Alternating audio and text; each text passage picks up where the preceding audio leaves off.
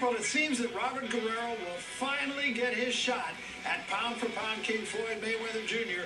on May 4th in Las Vegas. Here's what the Ghost tweeted earlier today. Quote, Floyd, the first and only, I'm ending your career on May 4th, so start saving that money. It's big words from a good guy, Robert Guerrero. Actually, sounds a little bit out of character. I'm joined by Paul Gutierrez, covered the sport of boxing for a long time, and our boxing insider, Ryan Maquiñana. About 10 o'clock this morning, I get a call from my bosses at Showtime saying, hey, guess what? We made a great deal. Well, about 9 o'clock this morning, Ryan Maquiñana broke the story, both of this fight and the 6-fight deal with Showtime and CBS. So congratulations, first of all. It's a great get for you. Thanks. You know, it's not every day you get to break a story like that. Now all you have to do is go out and pass the bar, and your life will be complete. All right, let's talk about this fight. It's going to take place on May 4th in Las Vegas. Clearly, the biggest fight of his career for Robert Guerrero. And for Floyd Mayweather, there are people in this room, there are people on this stage who feel that Robert Guerrero has a legitimate chance in this fight.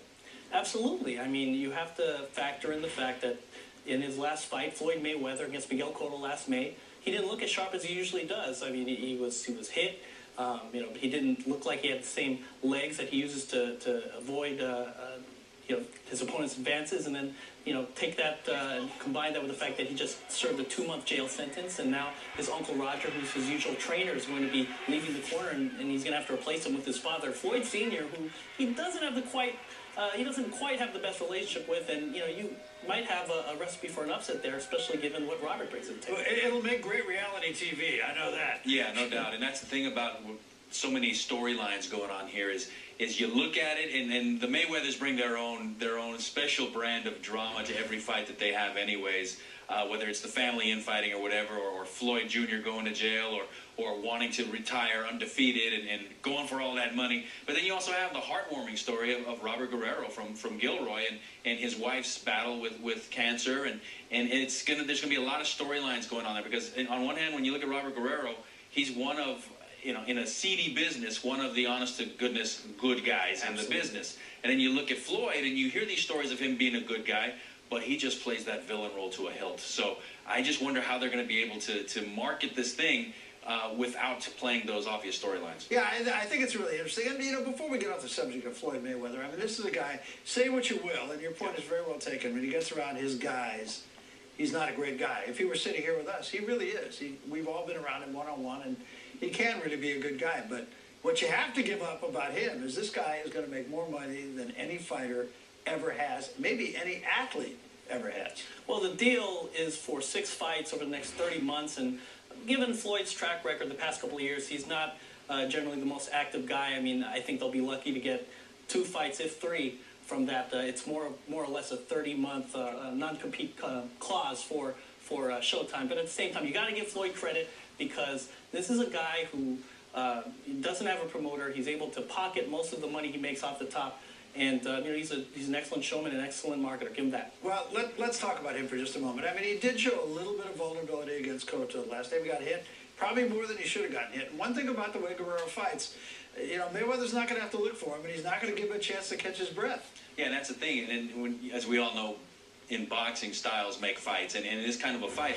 Robert Guerrero's a guy that likes to get in there and mix it up, and Floyd doesn't like to mix it up unless he's going in for the kill to end the fight. So, and as we've mentioned already, he got hit quite a bit by Miguel Cotto the last time that Floyd was in the ring. So that, I think, in boxing, all you need is a puncher's chance. I don't know if Robert has the knockout power, so to speak, to knock out what I think is going to be a much bigger Floyd Mayweather in the ring, but it's going to make it intriguing as hell, I think. Yeah, I think so too. And the other half of the May 4th matchup, and it's not yet a done deal, but Canelo Alvarez, who's one of the hot properties in boxing, supposedly will fight Austin Trout. And what I think is interesting about that whole card, and here's this 6-fight package with the people that I work for, make this kind of deal with Mayweather. And honestly, I believe Mayweather is going to get all he wants from Robert Guerrero. And honestly, if they make that Canelo fight with Austin Trout, I think he's going to get all he wants from Austin Trout. Yeah, as we've discussed before, Robert's got a great shot to upset Mayweather, despite what some fans might think. At the same time, I think Austin Trout I think he would beat Canelo Alvarez, in my opinion, if they went toe-to-toe. I think it's a bad matchup for Canelo styles-wise, and we'll see. If the kid, he's only, 21, 22 years old, but if he's got it, he'll pull this one out. Yeah, he really hasn't been tested yet either. Yeah, I'd like to see him get in the ring with Mike Trout. I mean, we saw what that guy could do for the Angels. That's right. That's right. But yeah, no, I mean, we've much talked bigger though. Exactly, he's a much different weight class there. But yeah, it's interesting to see these forces come together, and nobody's talking about Manny Pacquiao and Floyd anymore, are they? Absolutely. You know, again, Robert Guerrero is a guy that we all root. You can't help but root for him. It's not our job. You know, we're journalists and we have to remove ourselves from it. But not only is this guy a good guy, he's going to make probably over $3 million in this fight. And what happens if he actually wins this fight? Well, he's hungry. I mean, he knows for a fact that it was really, he kind of jumped out of his usual character and started calling guys out with the help of his intrepid publicist Mario Serrano. Yes. Over the past couple of years. That's something he's not accustomed to doing, but he knew. He said flat out that he had to call people out and make this change of character, because that's the way things get done in this sport. And, you know, as far as what this fight could do for him, of course. I mean, fighting a guy who's at the top of the food chain, Floyd Mayweather, he wins this fight with his story and his marketability and the type of guy he is.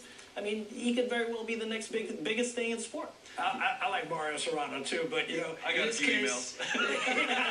In this case, I think you say, I have great respect for this guy. I love this guy. He's the greatest champion ever. I think you kind of take the low road here, too. I would think so. I don't know why you'd want to rattle that cage unless you're really trying to get Floyd to be even more of a villain than he usually plays, and to get him off his game plan. But I don't know if that's going to happen with Floyd. I mean, Floyd's been doing this for far too long. And really, what's interesting about Ghost here is, a year and a half or so ago, I saw him in Las Vegas and talked to him, and at that point, he was already starting to kind of chatter a lot about Floyd. He's like, you sure you want to say these kinds of things right now? You know, are you ready for this? Whether he's ready or not, he believes he is, and it's going to be real interesting. It's going to be a big weekend. I'll tell you, the Cinco de Mayo weekend, Kentucky Derby weekend, Las Vegas is going to really be alive.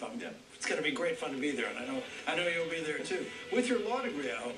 Still to come, we hear from Bartolo Colon as he speaks publicly for the first time since being suspended for using PEDs. But up next, Giant shortstop Brandon Crawford just happened to be back on the field. But why hasn't he been sleeping a lot lately?